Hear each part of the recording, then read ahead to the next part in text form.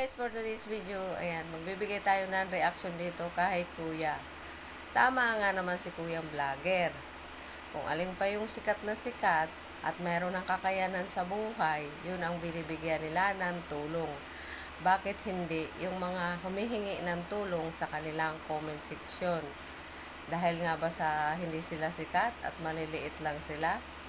Kaya panoorin natin ang hinanaing ni kuyang vlogger. Tara! Wamos Cross, Awit Gimir, Rosmartan, usapang pagtulong tayo. Di ba matulungin kayo? Try nyo kayang i-check yung mga messenger ninyo. Sigurado ako, maraming nagchat-chat sa inyo para humingi ng tulong. Alam ko, hindi nyo pinapansin yan. Dahil mas binibigyan ninyo ng pansin si Diwata dahil matunog yung pangalan. Pero yung mga nagchat-chat sa inyo sa inbox, binabaliwala nyo lang. Dahil wala kayong mapapala. Dahil yung mga nanghihingi sa inyo walang pangalan, hindi kayang iangat yung mga pangalan ninyo sa social media. 'Di ba? Kung usapang pagtulong tayo, i-try ninyong i-check yung mga messenger ninyo. Sa akin nga na mababang vlogger, kakarampot lang ang kita, maraming nagchat-chat nanghihingi ng tulong. Sa inyo pa kaya na matulungin kamo sa kapwa ninyo na mga malalaking vlogger lang. Mas nakakabilib Wamos, Awit, Rosmar at iba pang mga malalaking vlogger dyan na nagbibigay ng tulong kay Diwata, na kung totoosin hindi na kailangan pang alalayan si Diwata dahil milyonaryo na yan. Bakit sa kanya nyo ginugugo lahat ng tulong ninyo? Bakit hindi nyo try i-check yung mga messenger ninyo? Alam ko maraming nagchat-chat dyan sa inyo, humihingi ng tulong.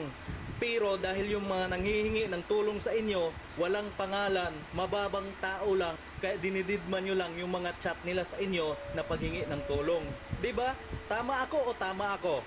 Wamos Cross, Awit Gimir, Rosmartan, at sa iba pang mga malalaking vlogger dyan na nagbibigay kay Diwata, na inaangat si Diwata. Baka sabihin na naman ng iba dyan, inggit ka lang dahil hindi ka nabigyan.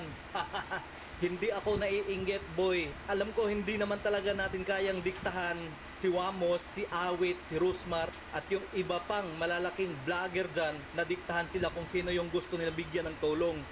Pero maling-mali yung way ng pagtulong nila, kasi bakit kay Diwata pa? Dapat Wamos, Awit at saka Rosmar binibigyan niyo ng pansin yung mga mahihirap dahil sila ang laging nanonood ng mga video ninyo. Si Diwata ba? Nanonood ba ng video ninyo?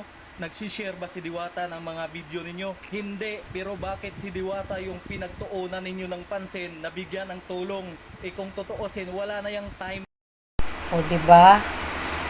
Tama.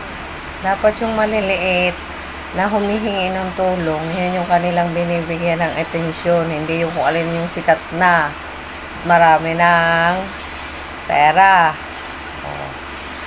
Kaya pakishare na lamang nitong aking video at paki-like na rin. Thank you for watching Kimberly Vlogs.